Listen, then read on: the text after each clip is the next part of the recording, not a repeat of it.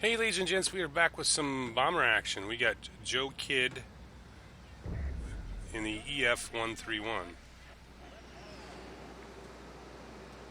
And what a nice looking plane. I've never really got into the whole bombing thing, and of course, we do have the problem with we can't really record bombing from the view of the plane, so we're just going to look at this essentially from here. He's doing some low-level bombing, 500 meters. Joe seems to like that low-level bombing, dropping another one there, and he's going to pick up his last one on his way out.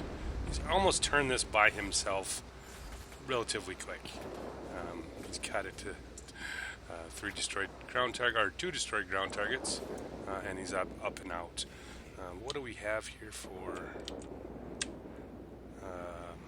Yeah, 17 seconds for his reload. He's got 4 huge bombs here.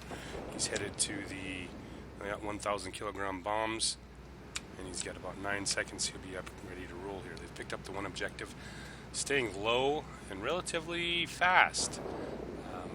They picked up the forward airstrip. They got the command center, and we got of course, the missile base here. So he's dropping in low once again.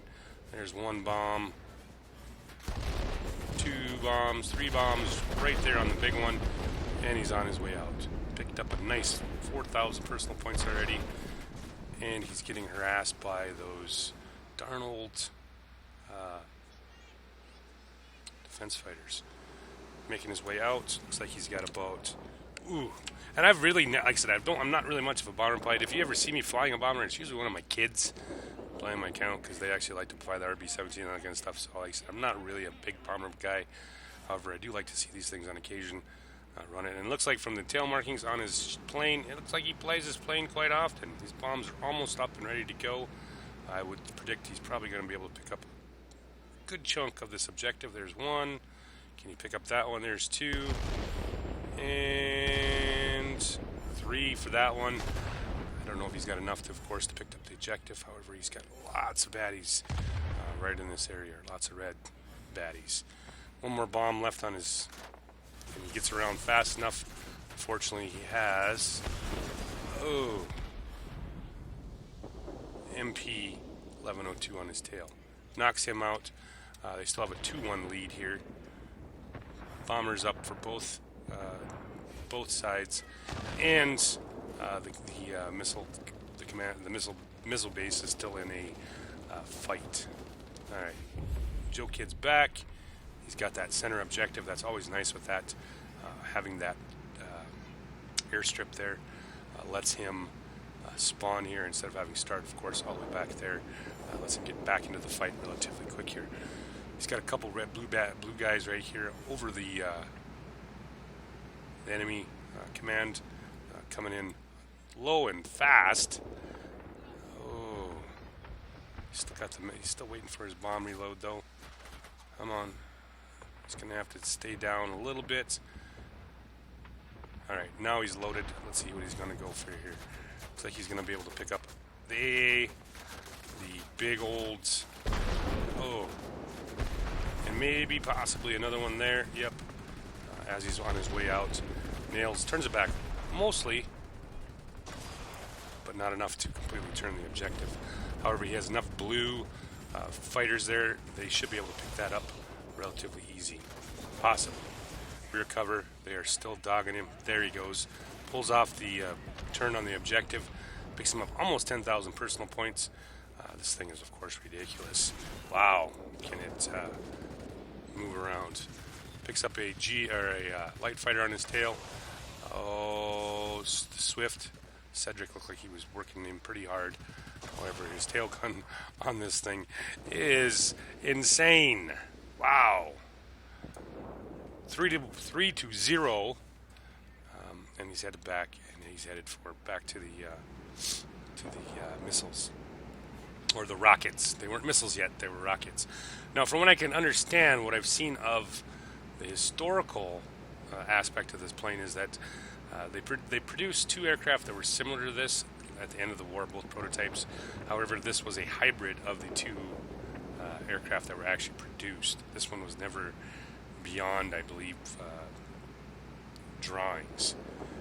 However, However, after World War II, the Russians apparently got a hold of some of these late German bombers, and I'm not sure if they were able to produce. I know they rebuilt them, had them up and flying, but you know, it's kind of one of those, really don't know that much about it. Drops in on his first set of bombs. There's one. Can you get another one off? Can you get them all off before he dies? Nope. Gets picked up by the XF-90. However, he turns it back a little ways. Still 2-1 right now. They have a pretty commanding lead at 3:45, 111. However, the game just flipped 2-1. We have Jocelyn in the MP-1102. He's back in again. They're working on that center objective. Bombers are almost there. So he's going to see if he can pick up the command center and drop down. And I didn't think this was really apparently this is the thing still with bombers. I thought they had kind of got a little bit more nerfy with the low altitude bombing, but apparently not. 2 bombs left. He's going to drop 1 on that. Let's see if he can pick up this other big target. Drops that, and he's got a grade 3 bomber at 12,000 personal points. Puts a pretty good hurt on the objective, and now he's got to get out of here before the baddies do any damage to him here. Spitfire, though, however, is just getting absolutely wrecked. And he might pick up the rear cover. Yep, there he goes. Turns it back almost to him by himself. It's a 2-2 game now. Let's see if he can pick up the last of this. He's got a bomb reload of only 11 seconds left. And probably going to pick this objective up pretty much by himself. A couple more Spitfires, like they're going to be able to catch this thing anyway. Down he goes. Bombs are almost reloaded. He just needs a couple targets. There's one. He's going to finish off that one. And pick off. Yep, one more. Picks up the Winged Legend, and he's back to a 2-2 game, and a grade 2 fighter at 15,000 personal points. Squall line is up. Game is looking pretty decent. There's a 2-3, looks to be a 3-on-3 human fight. Alright, he's headed to the rocket base. There is a crap ton. Holy shit, look at the red in the middle. Which they're probably going to end up losing here on this turn. Oh, never mind. XF-90 nails one. Maybe live just a little bit longer here.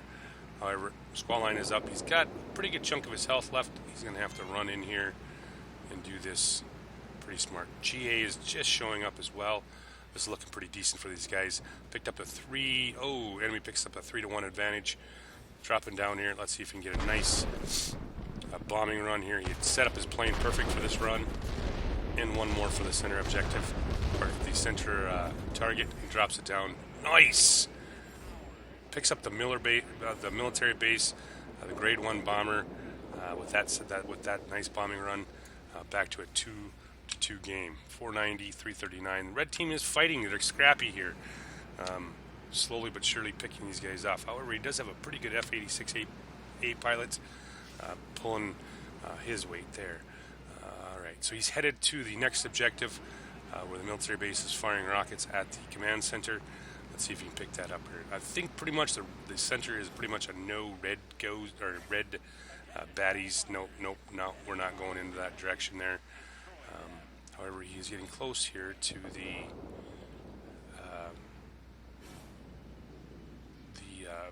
command center. That pilot over there seems to have lost connection, possibly bouncing off the invisible lines.